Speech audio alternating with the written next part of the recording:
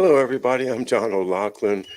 There's the Ospreys welcoming you back to Mystery Island, and we're here on a Monday morning, June 26, 2023.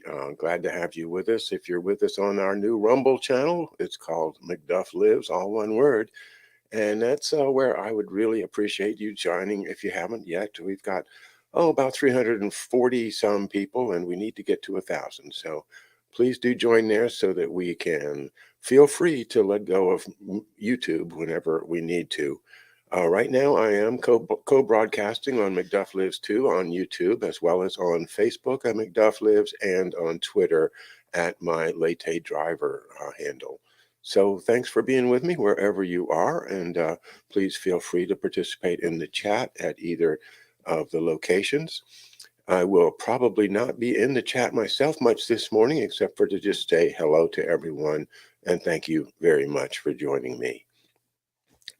Now, it's been a very interesting and busy weekend, has it not? I'd say the most important thing for me is to consider the news conference of the press representatives of President Biden over the weekend, where with everything else going on, the press corps stood up for us and said, "Can you explain, please, was President Biden in the room when Hunter made these thug-like demands upon Mr. Zhang? And how does that square with your previous comments when you said that the president does not have anything to do with Hunter's business deals?" And the first Kirby, the first guy, he just ducked out. He said, "I'm not going to answer that," and he leaves the podium, just left, which brought up the other one. Sorry, I can't remember her name, Katrine or something, and she again had to stonewall, and by the time it was over, she looked pretty bad.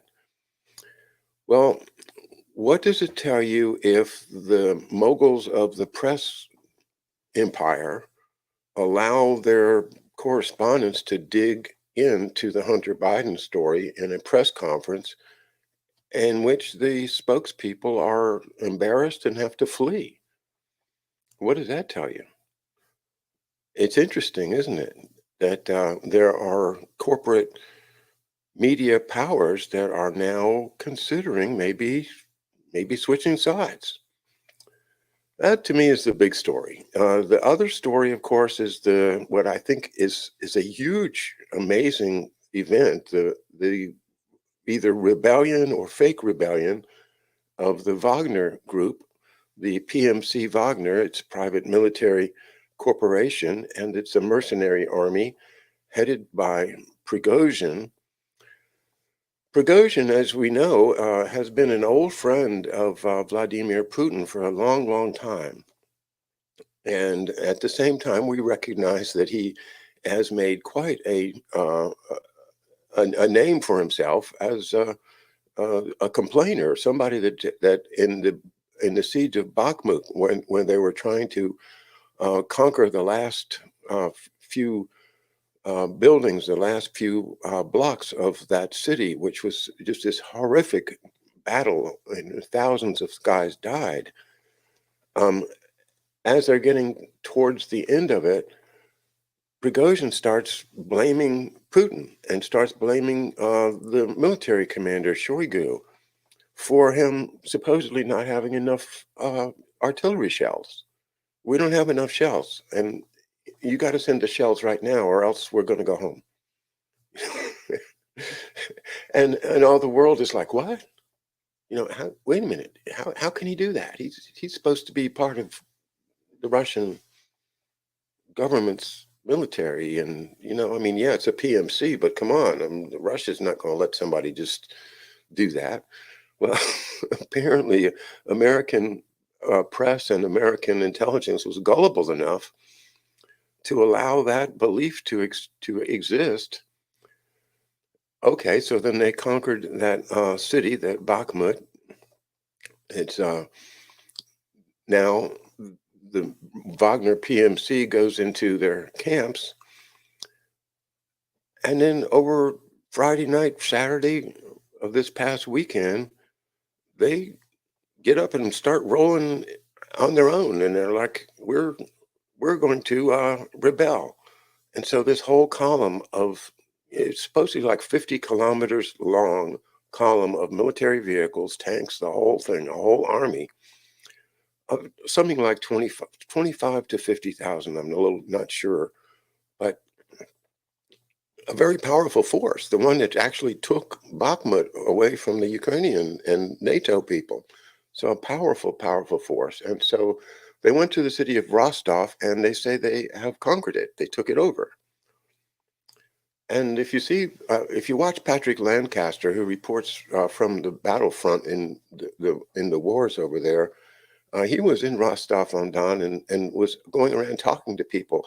And the people were not worried at all. They were like happy. They were cheering for the Wagner troops as they rolled by, buying them coffees. It was, and so Lancaster, the reporter, asks various people, what's going on. So it was all according to plan. It's all going fine.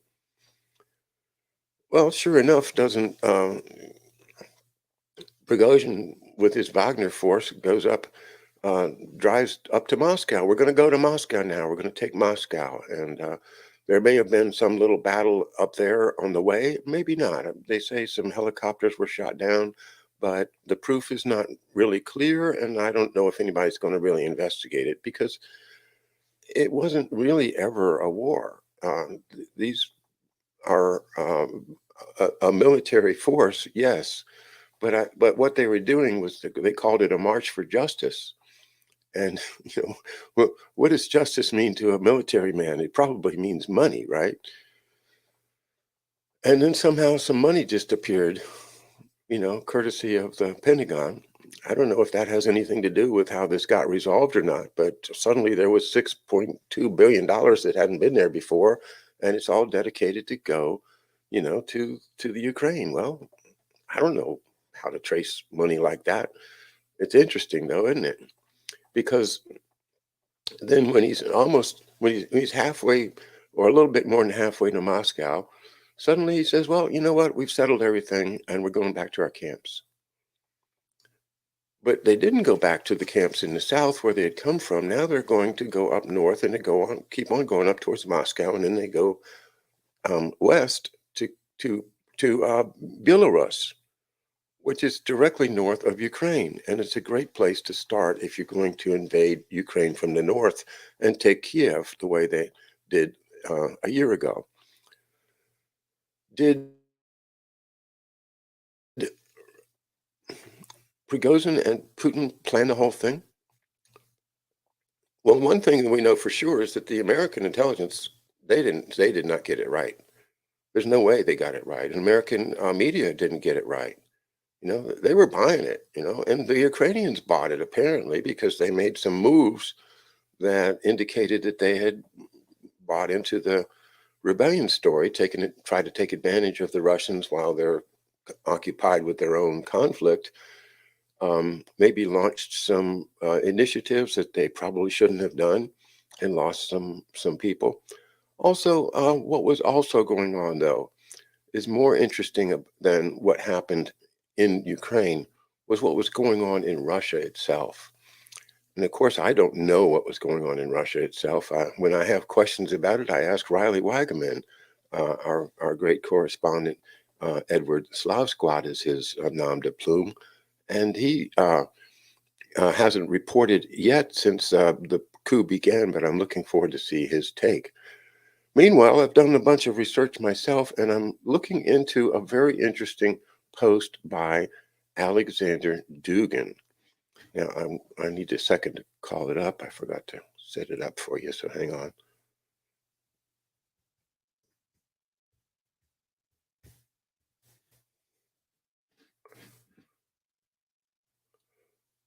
Now, who is Alexander Dugin? Alexander Dugin, of course, you know the name because of his daughter being assassinated with a car bomb last August, Dugina. And that's a terrible thing to happen. Why did they blow up a car that could have had Dugin himself in it? Apparently, the daughter's not sure whether the daughter was actually the target, whether Professor Dugin himself was the target. In any event, it's a horrible thing, and we certainly do sympathize with him and his family. But who is Alexander Dugin, and why is he so important? Well, I want to talk about him a bit this morning, and if you'll indulge me, because it's Russian names and it's not all that familiar to us, but I think it's very important that we understand what Alexander Dugin stands for, because then we can understand Vladimir Putin better, because they are very tight. He is a member of Putin's inner circle and provides a lot of the counseling in the terms of political philosophy and what Russia needs to do.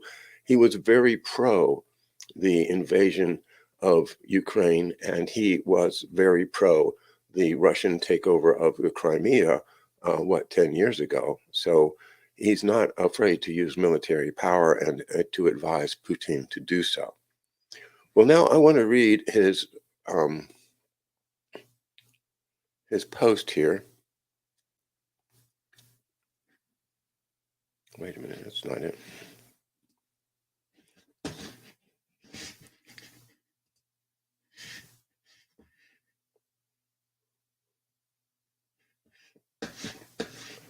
I'm sorry, hang on a second.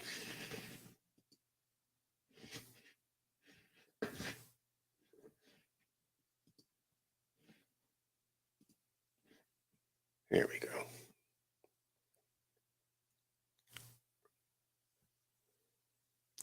Okay, this is on his Twitter. He has a Twitter, and let me just get to the one that I want to read. Okay, this is posted on June the 25th, yesterday. So the revolt, whatever it was, is over. Now, here's the Russian inside aspect of it that I want to focus on. Alexander Dugin says, quote, to face a direct challenge to the sovereignty of the Supreme Commander-in-Chief, Putin, there was not a single figure strong and courageous enough among his entourage. In other words, nobody would stand up to Putin. Only sovereign Lukashenko, together with sovereign Putin himself, confronted him. Oh, I'm sorry, Prigozhin. Okay, so Prigozhin is the person that's facing the direct challenge. He's making a direct challenge. So let me start over. To face a direct challenge to the sovereignty of the Supreme Commander-in-Chief, there was not a single figure strong and courageous enough among his entourage. Only sovereign Lukashenko, together with sovereign Putin himself, confronted him. With what happened, it turned out that many can frame the president and the people acting in the shadows and apparently on his behalf, but saving the fatherland in a critical situation is not their specialty. Yesterday's defection of the elites is more despicable than upper Lars, whatever that is. Now, there is only one systemic solution: the immediate and genuinely patriotic ideologization of the ruling class and the rotation of elites. Only a well-trained elite can be expected to be heroic and behave appropriately in an emergency situation. We need an elite like the present one. We need a sovereign elite. Otherwise, everything will repeat itself. The weaknesses of our system were shown yesterday in all their glory, but we also saw the will of Putin, the true friendship of Lukashenko, and the full and uncompromising support for our president by all true patriots.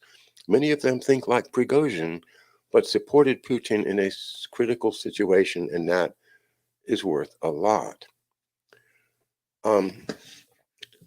What I've really picked up on there is two things. First of all, obviously, he's a fascist. He's saying we need an elite, a sovereign elite. In other words, an elite class that's going to rule over everybody else. That's what, like oligarchs, right?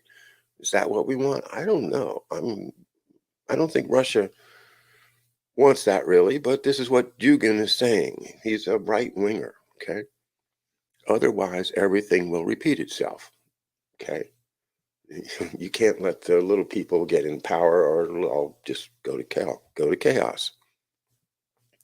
The weakness of our system was shown yesterday in all their glory. So the weakness of our system was that Prigozhin could actually mount a rebellion. And it looks like Dugin is looking at Prigozhin as having actually mounted something in challenge to the government. Whether he's saying all he knows, I don't know. As I said, it looks to me like it was cooked up between Prigozhin and Putin, because Prigozhin has been with Putin for decades. So I don't know, but this is where I want to get into something about Alexander Dugin and the what has always been a mystery to me is what does Vladimir Putin really see as the future of Russia, the future of Europe, and is he there to promote a sovereign, independent Russia, or is he just playing along with the World Economic Forum, which is what we suspect when we see how tightly he works with the World Economic Forum and the financial central bank digital currencies, and of course the World Health Organization. He's working with them. Why does he work with them? Well, if he wants to run a sovereign country, he's got to be able to run the country without borrowing money, for instance, from the big Western banks. And it looks like Russia is doing all right. They really are surviving the sanctions, and they're finding ways around it and making enough money. Uh, Looks like they're making they're doing it as well as most countries in the world, and that's not what Biden and Blinken and their crew were predicting would happen in this war. So let me go over to David Livingstone's website, Ordo Ab Chao, because I want to spend a little bit of time reviewing his work on Alexander Dugin and what does that tell us about who is Putin and whose side is he on.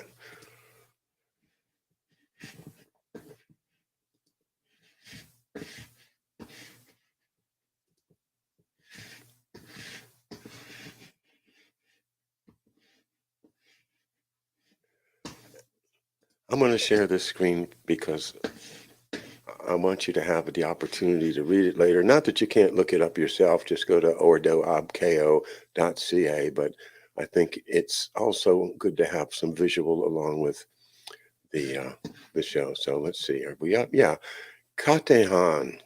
Katehan, you never heard that name before. I never did. But what it is, it refers to the idea of what they are calling the Third Empire. You know, the empire of Rome, the empire of Britain, and now the empire of Eurasia, the empire of the dream of an Alexander Dugin. Because what does he want? He wants that empire that it controls the landmass from the center.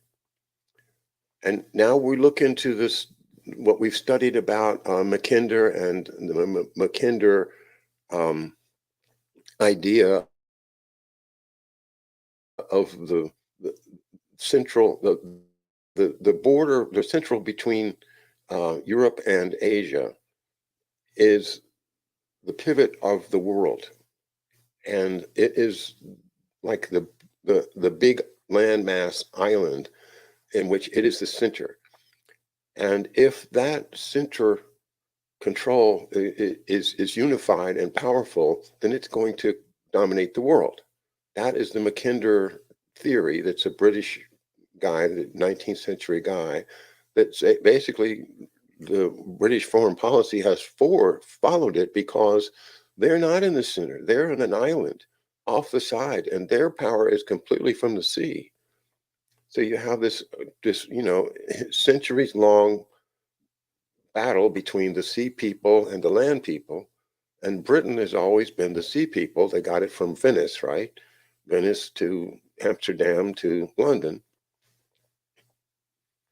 with the financial power, the oligarchical financial power of the Rothschild and other lending institutions that end up getting to run the currency and get rich.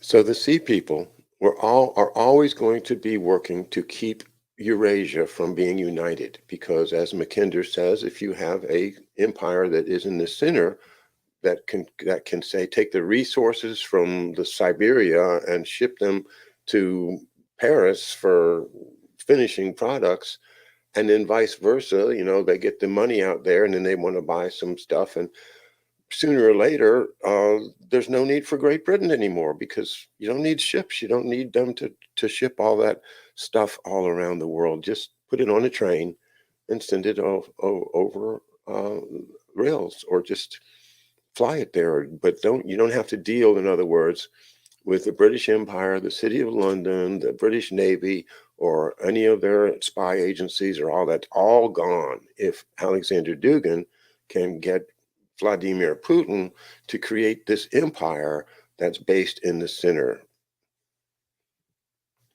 And that is the Katahan, the empire of their dreams.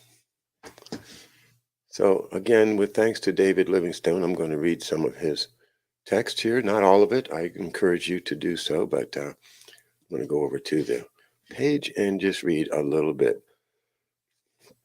Soft power. In the great dream of creating a revived Russian empire, Putin's aim is to reclaim the Ukraine, which, as Brzezinski explained in his 1997 book, The Grand Chessboard, is, quote, a new and important space on the Eurasian chessboard, unquote, and a geopolitical pivot, because its very existence as an independent country helps to transform Russia.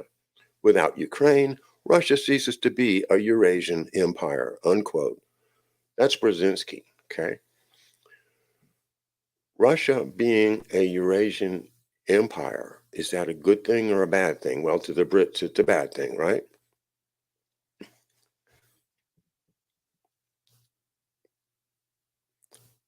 Now, here's a picture that I think is very important. Zbigniew Brzezinski and Alexander Dugin, both followers of Halford Mackinder, okay?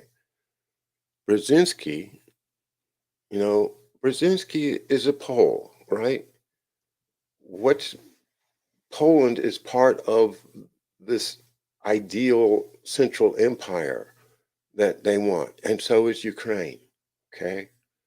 And they want this, like, remember when we did a show about the Pale, which was where where Catherine the Great had allowed Jewish merchants to come in and establish settlements in the western part of the Russian Empire, which now includes, the Baltic states down to Ukraine, and that whole sweep of territory that's always fought over in all the wars. Well, if they could stop fighting over it and allow it to develop as its own natural empire, it would be the most powerful empire according to Mackinder's plan.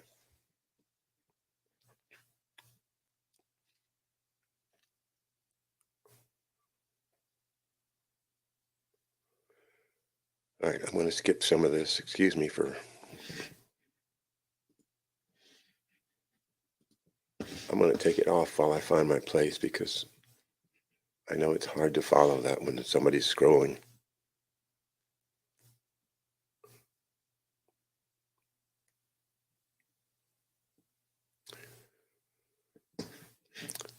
The Kremlin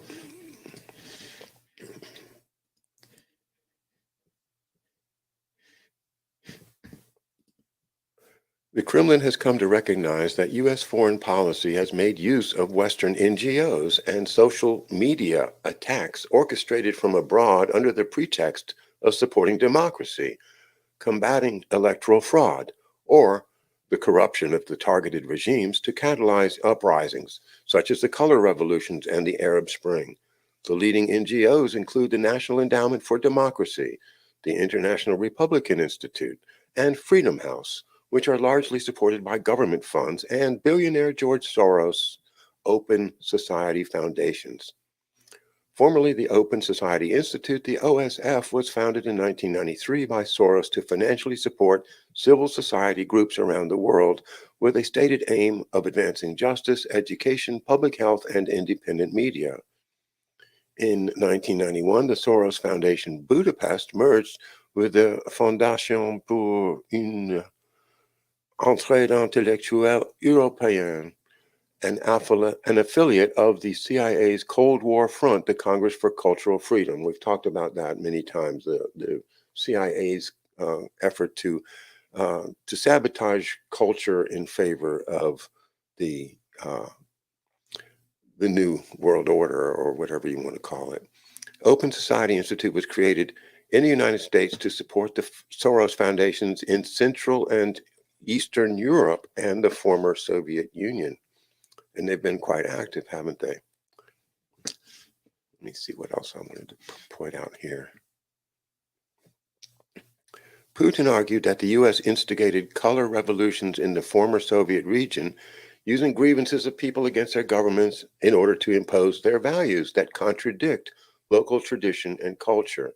Exactly, that's what the cultural freedom, quote unquote, was. These efforts were directed against Ukraine, Russia, and Eurasian integration. Okay, America is making sure that Eurasia doesn't integrate. That is the big question that we're raising this morning in this show, and that is, what is Russia's position as regard to this Eurasian integration project? Okay, it's a long article and I can't read it all, so I'm going to try to skip to the next part. I wanted to make sure. Putin and Kirill, the Patriarch of Moscow and all Rus and primate of the Russian Orthodox Church. Putin is working very closely with the Russian Orthodox Church, the opposite of what the Soviets did, of course. And that, again, if you look at an imperial form of government, you're going to want to have a religion, and once you already have the Orthodox religion there, well, it's a marriage made in heaven. Much of the basis of Eurasian unity is founded on the shared heritage of the Russian Orthodox Church. Okay. All right, once again, I want to learn how to do this. Remove that while I find my place.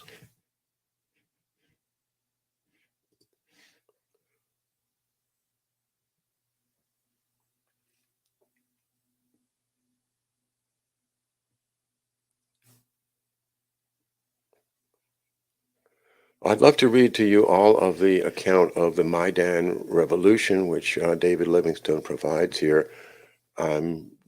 It's probably a whole nother show, so I'm not going to try to do that now, but I recommend you read it.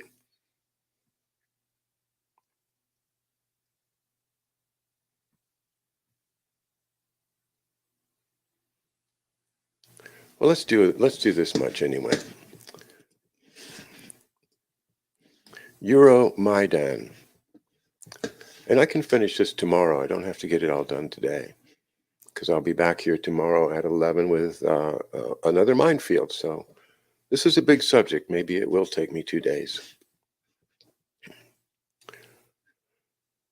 In the last several years, Russia has demonstrated a return to an assertive foreign policy through successful military interventions in Ukraine and Syria.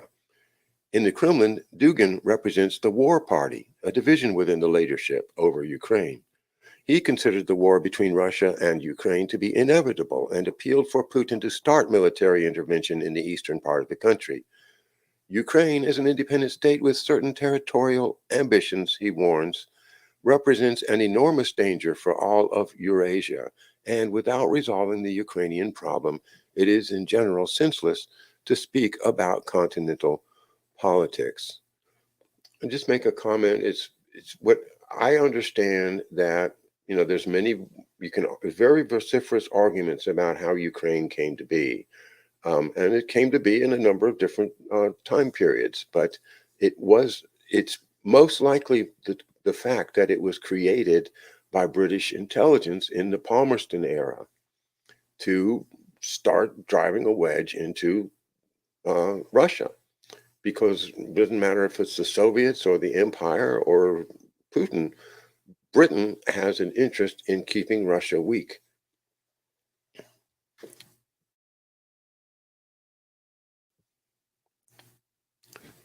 Dugin is seen to have been the author of Putin's annexation of Crimea by the Russian Federation in early 2014.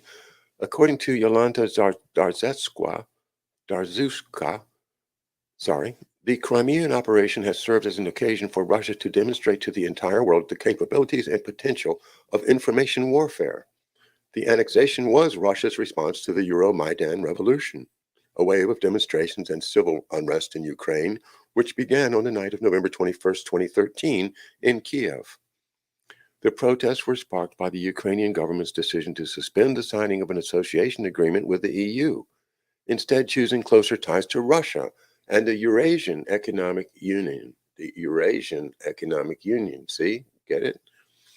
The Russians justified their actions by claiming correctly that the West had backed neo-Nazi elements inside the Ukraine. And there, of course, Jeffrey Pyatt and Victoria Nuland. The pro-European protests were Ukraine's largest since the Orange Revolution of 2004, which saw President Viktor Yanukovych forced to resign. Assistant Secretary of State for European and Asian Affairs Victoria Nuland has been closely involved with Ukraine during the Orange Revolution. Nuland enjoyed a friendly meeting with the openly pro-Nazi Svoboda, one of the big three political parties behind the protests. This is despite the fact that Nuland is descended from immigrant Ukrainian Jewish parents, Meyer and Vitya Nudelman, who moved to New York from the Russian Empire.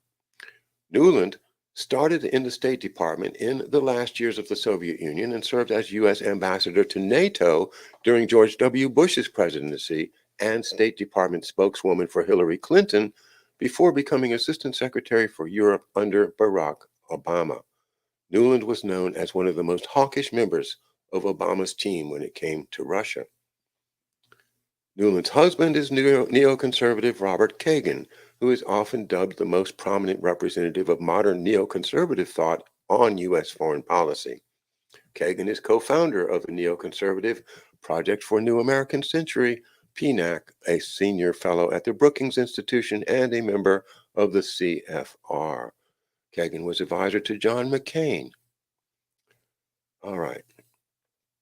And Nuland says, since Ukraine's independence in 1991, the United States has supported Ukrainians as they build democratic skills and institutions, as they promote civic participation and good governance.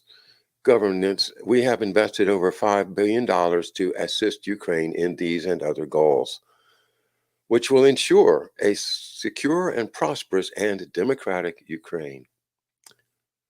All right, Nazi collaborator Stefan Bandera. And you know who he is. The protesters repeated the cry, "Hail Ukraine, hail the heroes," taken from the UPA, the Bandera Army, one of the organizations founded by Nazi collaborationist Stefan Bandera. Pro-Russian activists claimed, quote, "Those people in Kiev are Bandera-following Nazi collaborators," quote unquote. Now, here's an interesting picture. We were talking about the Crane family of Chicago with our friend David Cranmer Underdown last week. And here we have a picture of Yaroslav Stetsko with Philip Crane, Robert Crane, and Professor Lev Dobryansky. They are associated with the OUN and Bandera's reconstituted unit called the Ukrainian Congress Committee of America, UCCA. And there's a quote, "You have to understand, we are an underground organization. We have spent years quietly penetrating positions of influence," unquote, one member told Russ Bellant. By the mid-1980s, the Reagan administration was interwoven with UCCA members, with the group's chairman, Lev Dobryansky, a member of the ASC, that's the American Security Council, the original of all the right-wing post-World War II groups, and the board of the U.S. WACL, which is, the World Anti-Communist League, the similar people, same things. As a member of the OSS, Dobryansky worked under Donovan in running many Ukrainian SS officers and their Ukrainian Nazi collaborators to safety in Operation Paperclip. Hello, Chicago. Hello, Marcinkus. Hello, Paperclip. During the Eisenhower administration, Dobryansky initiated captive nations, which employed many ex-Nazis and fascists among Eastern European emigres in the United States. They're here, folks. They're here. Dobryansky's daughter, Paula, served on the NSC and as assistant director of the defunct U.S. Information Agency during the George H.W. Bush administration. Well, here is Svoboda. You can see, have you got this up there? Yeah, you can see Ole Tianyobuk, the leader of Svoboda, and doing the Hitler salute.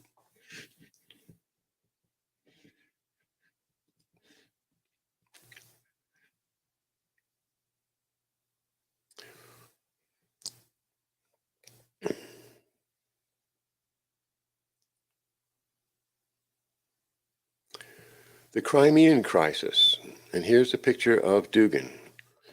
Dugin, in an interview, expressed his opinion on how to deal with Ukrainians. Quote, to kill, kill, kill. There should be no more conversations. As a professor, I think so, unquote. That would have been in about 2013 or 2014. The ousting of Yanukovych sparked a political crisis in Crimea, which initially manifested as demonstrations against the new interim Ukrainian government. Events escalated which led to the installation of the pro-Russian Aksionov government in Crimea, conducting the Crimean state referendum and the declaration of Crimea's independence on March 16, 2014. The Ukrainian territory of Crimea was annexed by the Russian Federation on March 18, 2014, and the peninsula is now administered as two Russian federal subjects, the Republic of Crimea and the federal city of Sevastopol. Putin welcomed the annexation of Crimea by the Russian Federation by declaring that he was, quote, saving them from the new Ukrainian leaders who are the ideological heirs of Bandera, Hitler's accomplice during World War II, unquote. In August 2014, Dugin called for a genocide of Ukrainians. During the conflict, Dugin also lost his post as head of the Department of Sociology of International Relations of Moscow State University as the result of a petition signed by over 10,000 people. There should be no more conversations. As a professor, I think so, quote unquote, 2014.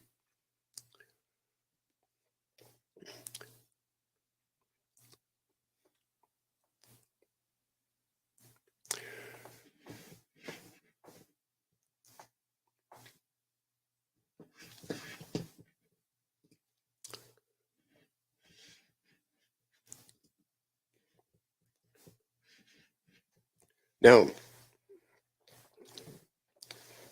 there's a lot more that I want to add into the mix before I try to give you my opinion on what's going on. And my opinion might not be worth a whole lot, but we can't omit this idea of Eurasia, of this Katahan, or this purported idea of a new imperial state that might perhaps kind of like the Habsburgs, where they had, an empire, but then you had within the empire, you had kingdoms and dukedoms and things that were pretty much self-sufficient as long as they pay the taxes to the central empire. And I think that's basically what we are looking at here is Dugin and Putin, when the USSR fell, Putin became the leader of a group of powerful people that were opposed to the Western capitalists coming in and stripping all the resources. And they created what is now modern Russia. This idea of modern Russia has got to have the Ukraine in it, because without the Ukraine, as Brzezinski said, Russia will fall. It will turn into a smaller, less powerful country, because the Ukraine is where the food comes from, for one thing, and otherwise, just its geopolitical position, because that's where all of the pipelines go through. It is the crossroads between Europe and Asia in many ways. So Russia cannot continue to have this idea of sovereignty. And this is where I get back to Alexander Dugin's letter, because what he really is talking about is a Russia in which you have elites that are governing the millions and millions of other people. And that's almost looking like going back to the Romanovs and the White Russians. And are these people not allied with those same White Russians we were talking about last week, with the White Cross movement in Chicago, with the Crane family, with the association with the American Security Committee, with Wackel, with the right wingers, the Kochs, and the whole, what I would almost call the first American empire, the one that started with Teddy Roosevelt and lasted up towards, the middle of the 30s, when we had the businessman's coup. And from that point on,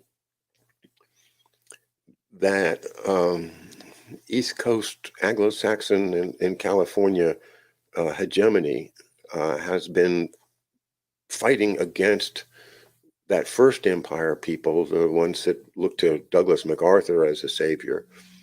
Those guys, the old washed up American empire that's getting defeated. And I think the last vestige of it really is in Taiwan, and the Taiwan government is going to be squashed. We got our computer chip factory out, and what else do you need? Well, that island has been there for a long time as an outpost of that old American empire, and the opium trade that goes with it. And it looks like, we're throwing them under the bus.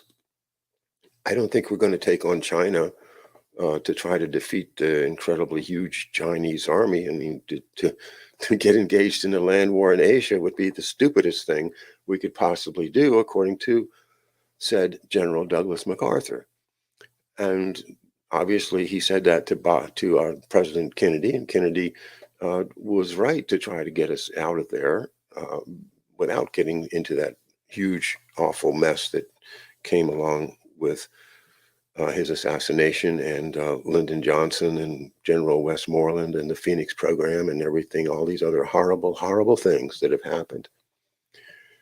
So what I see is a competition between the uh, the oligarchical, elite families of Italy, Great Britain, France, New England, the ones that are controlling things in a kind of a Freemasonic way, not controlling people with religion, but instead turning them away from religion towards something else, something esoteric.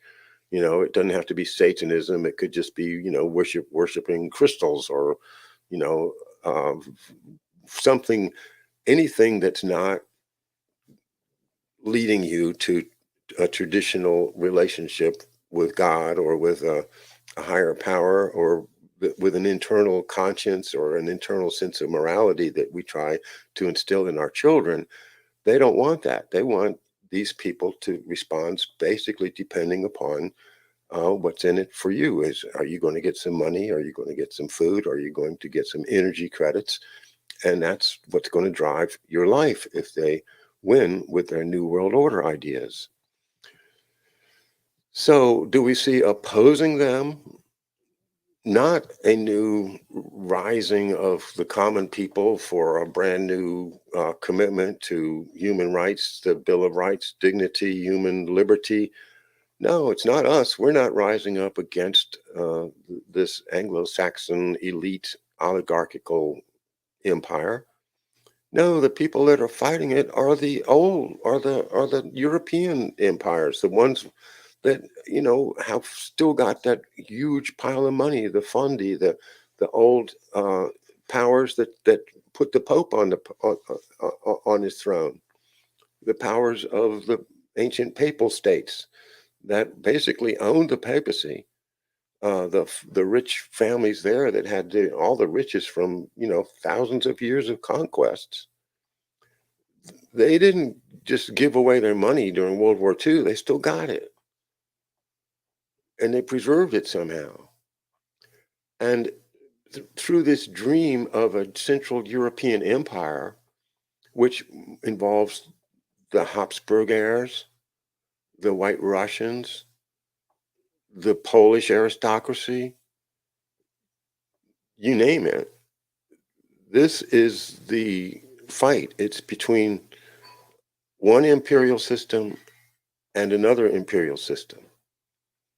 The idea of an American democracy is not that's not in the cards. It's just not there.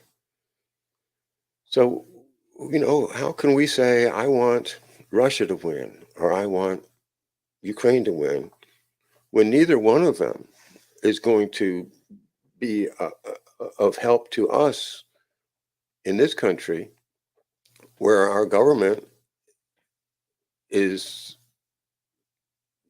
giving away billions of dollars, pretending there was an accounting error, just like Rumsfeld himself lost. What did he lose? Like three trillion dollars or something, right on the same day or the day before 9/11. Just couldn't find it. It was gone, and then unfortunately, something crashed into the accounting offices, and too bad. We'll never know where that money went. Somebody knows. Donald Rumsfeld knows. But none of this benefits the common person in this country or anywhere else. It's all one group of elites fighting against another group of elites. And to look into the real philosophy behind Alexander Dugin and Vladimir Putin is to recognize that in their part of the world, they do believe that it's the best thing for the world that they have an elite sovereign class of sovereign people, a sovereign elite class that decides what's best for the whole nation. And that's not what we want in America. But if Russia wants that, America shouldn't get into it and say, I'm going to, go in there and fight for the democracy of every Russian person, even if they don't know what it is. No, we're supposed to stay home and take care of our own people. And we never do. We don't take care of our own people at all. So I guess my comment so far, and I may want to talk about it some more tomorrow, because it is difficult, it's confusing, and but if you look at it in terms of what Mackinder was saying, that the world can be controlled if you control Eurasia. And if you can get the old nobility, the Carlists in Spain and the Habsburgs in Austria and the Williamites and from Germany and the Jacobites, for goodness sakes, from Britain and the ones that ended up here, if you can get them to fight together, um, perhaps they can beat the Anglo-Saxon, technocratic empire, the one that's coming down on us from the satellites and coming down into our bodies from nanoparticles and all the horrible things that we see going on. We have to study these amazing things that nobody would ever have thought I had to know something about, whether they're dumping aluminum from the sky or not, or whether they're controlling the weather, or all of these things that going on. And like I said in my Twitter on Friday, I said, there's a space force and we're paying for it. They have uniforms. They look like, Army, Navy, Air Force, but no, now it's Space Force. And they're up there, but what are they doing? Well, we don't know. That's the high ground, folks. That's what Werner von Braun told us in 1952, was that you are the security of the nation depends upon conquering space, or controlling space, meaning controlling the atmosphere, the environment around our nation, so that people don't get the high ground and start shooting lasers and nuclear bombs at us from a place where we can't defend ourselves. So something going on up there that may be more important than anything we've talked about today. But I can't say that these wars are going to resolve anything for the American people. The American people are going to have to, you know, uh, pull up their pants and, you know, roll up your sleeves and get working on restoring the liberty and justice for all that we have been promised. Because, guys, it's not there anymore. And we are going to have to take it back on our own. Vladimir Putin's not going to help us. Joe Biden is certainly not going to help us. And I would not look to anybody as a hero right now, whether it's Trump or Bobby Kennedy or anybody else. There's no heroes that are going to save us. That's what they lie. That you heard what he said in his letter. I mean, in his Twitter post, he said, we need the elite heroes to arise, from the heroes to come out of that elite sovereign class to lead us when times call for heroes. No, we don't need heroes. We need common people that have critical thinking skills, understand the risks that we are encountering, and choose to move forward on the basis of individual rights, freedom, and the sovereignty of our country. Well, I hope this has been helpful. It's been helpful to me as I articulate things that are in my mind. This is my mind fields exposed to you, and I enjoy it. I find myself trying to take on complicated matters, and hopefully it's helpful. So thanks again, and I will see you tomorrow with some more Mindfields at 11 a.m. Bye now.